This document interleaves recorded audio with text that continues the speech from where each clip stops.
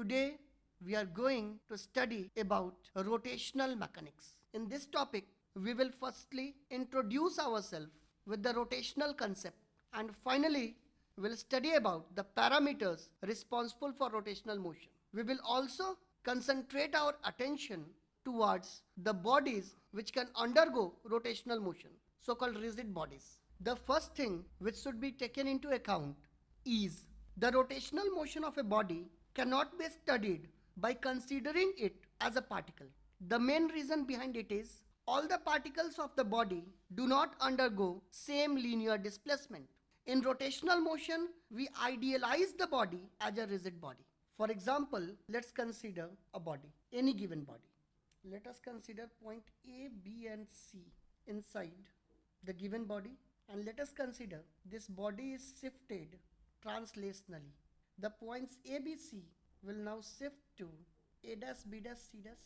We can easily see that in translational motion, all the particles travels same linear displacement.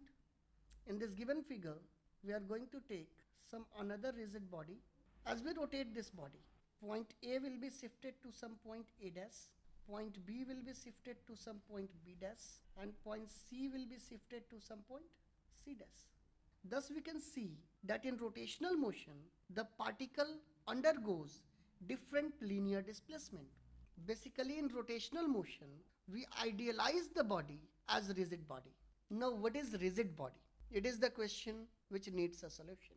We can define a rigid body to be a body in which the distance between any two particles remains unchanged even on the application of any external force. Let's consider an example. In this given figure, we have taken a square frame and a Costco ball. If certain amount of force, say F1, F2 and F3 is acting on the square frame, since its shape remains the same, so we can say the distance between any 2 points, say point A and point B, on this square frame remains constant. Whereas if there be 2 points A and B inside this Costco ball, on application of force, the distance between the two will change. Thus we can say the square frame is a rigid body, whereas the given Costco ball in the second figure is not a rigid body. In short, we can say that a rigid body have a fixed size and shape. And the second thing, a rotational motion is only valid for a rigid body. The next thing which we need to explain is the parameters which are responsible for rotational motion.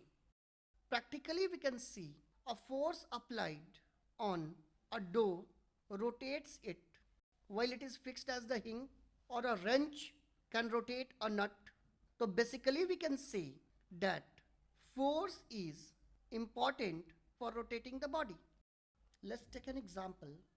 Let us consider a wall fixed to the hinge. If we apply a force over here, we can see that the door will rotate. If force alone is responsible for rotation, then applying force on the different point, or we can say directly on the hinge, should also rotate the body. But we see that if we apply directly the force on the hinge, no rotation takes place. Thus, force alone cannot rotate any rigid body. Apart from force, a different physical quantity was needed. The physical quantity responsible for rotation is called moment of force, or you can say it as torque. We can define torque as the turning effect of force. Torque is the rotational analog of force.